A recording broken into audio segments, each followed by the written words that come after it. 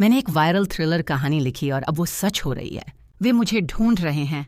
मुझे पता है कि वे मुझे ढूंढ रहे हैं। ये सब उस कहानी से शुरू हुआ, उस बेवकूफ़ी भरी वायरल कहानी से। मैंने उसे लिखा था शोहरत के लिए, पैसों के लिए। लेकिन अब वह कहानी मुझे लिख रही है। मेरी जिंदगी का हर एक पल मेरी कहानी का एक भयानक पन्ना बनता जा रहा है और मुझे डर है कि आखिरी पन्ना आज ही लिखा जाएगा। आप सब मुझे कहानीकार के नाम से जानते हो, वही यूट्यूबर जिसकी थ्रिलर कहानियों ने तुम्हें रातों को जगाए रखा है। 6 महीने पहले तक मैं एक आम लड़का था जिसके पास बस कुछ कहानियां थीं और एक बड़ा सपना था। फिर मैंने साया लिखी, एक ऐसी कहानी जो मेरे दिमाग के किसी अंधेरे कोने से निकली थी। कहानी कबीर नाम के एक लेखक की थी जो एक गुमनाम शहर में जाकर अपनी अगली किताब लिखता है, लेकिन उस शहर पर एक साये का कहर है।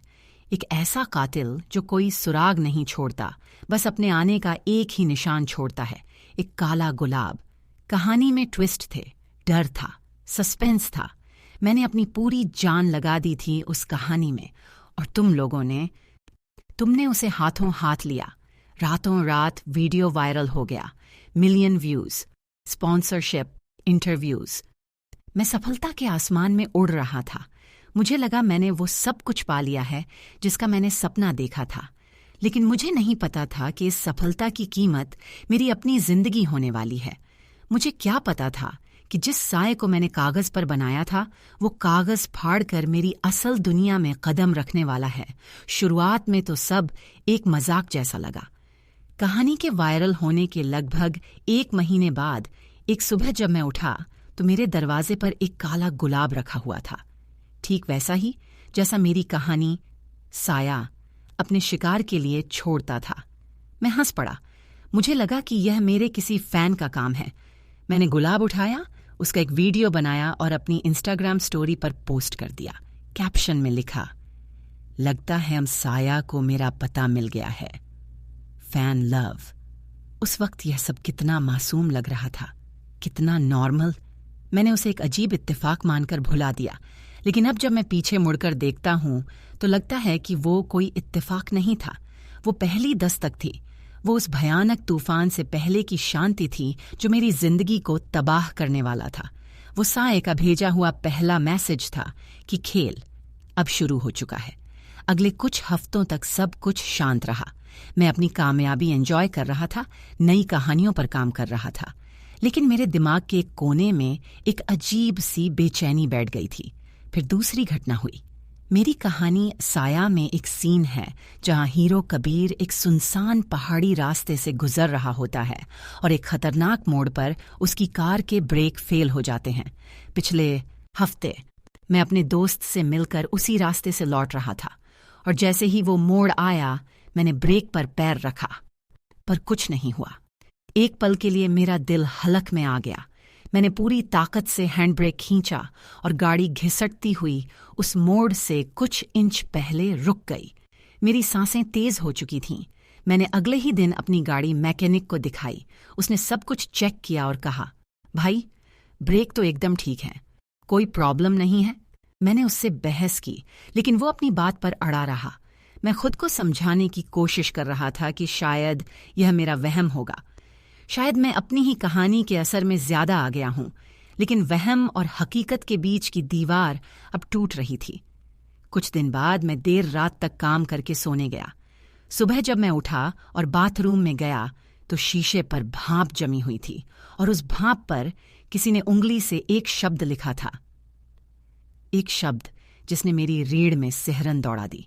लिखा था, तुम। मेरा दिमाग सुन्न पड़ गया। मैं कांपते हुए हाथों से अपना फोन उठाने के लिए पलटा। मुझे इसका सबूत चाहिए था, लेकिन जब तक मैंने फोन का कैमरा ऑन किया और वापस शीशे की तरफ मुड़ा, भाप साफ हो चुकी थी और वो शब्द गायब हो गया था, जैसे कभी था ही नहीं। अब मैं जान गया था कि यह मेरा वहम नहीं है, कोई मेरे साथ खेल रहा था, एक बहुत ही भयानक खेल। मेरी कहानी का सबसे डरावना हिस्सा अब शुरू होने वाला था।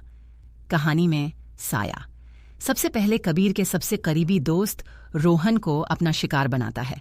मैंने अपनी असल जिंदगी में अपने सबसे अच्छे दोस्त अमन को ध्यान में रखकर वो किरदार लिखा था। कल रात मुझे अमन का फोन आया। उसकी आवाज में ऐसी दहशत थी जो मैंने पहले कभी नहीं सुनी थी। वो हाँफते हुए बोला, यार, मेरे घर के बाहर कोई है, एक परछाई, बिल्कुल वैसी ही जैसी तूने अपनी कहानी में लिखी थी। वो बस वहां खड़ा है और मुझे घूर रहा है। मैं उस पर चिल्लाया, अमन, दरवाजा बंद कर ले, पुलिस को फोन कर। लेकिन तभी फोन पर एक अजीब सी खरोंच की आवाज आई और कॉल कट गई। मैं पागलों की तरह अपनी गाड़ी की तरफ भागा। 15 मिनट में मैं उसके घर के बाहर था। दरवाजा खुला हुआ था। अंदर सब कुछ बिखरा पड़ा था, जैसे कोई जबरदस्ती हुई हो। लेकिन अमन वहां नहीं था। मैंने पुलिस को बुलाया। उन्होंने मुझसे घंटों पूछताछ की। मैंने उन्हें अपनी कहानी के बारे में बताया, उन अजीब घटनाओं के बारे में बताया। उन्होंने मुझे ऐसे देखा जैसे मैं पागल हूं। उन्हें लगा कि मैं अपनी अगली कहानी के लिए कोई पब्लिसिटी स्टंट कर रहा हूं। उन्हें घर में जबरदस्ती घुसने का कोई सबूत नहीं मिला। अमन का फोन बंद था। वो बस गायब हो गया था, ठीक वैसे ही जैसे कहानी में रोहन गायब हो गया था। पुलिस के जाने के बाद मैं वहीं अमन के खाली घर में बैठा रहा। मेरे दिमाग में बस एक ही ख्याल घूम रहा था, अगला नंबर मेरा है। मेरी कहानी का क्लाइमैक्स अब मेरी हकीकत बनने वाला था। डर के मारे मैं अपने पुराने खाली पड़े फ्लैट में आकर छिप गया, जिसके बारे में किसी को नहीं पता।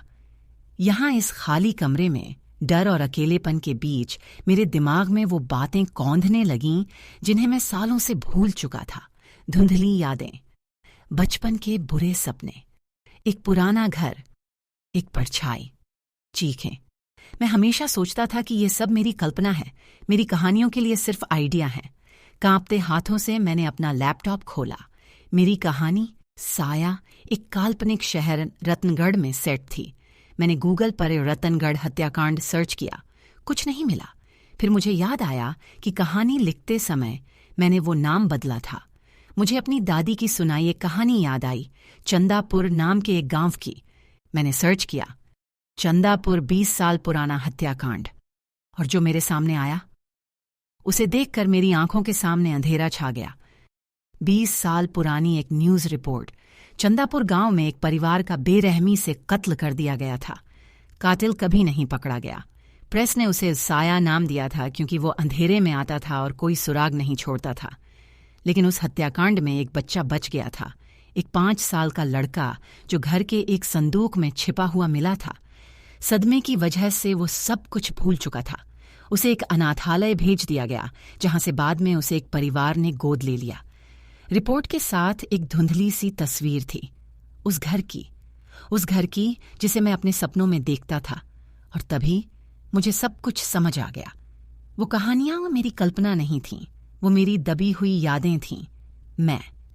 मैं ही वो बच्चा था।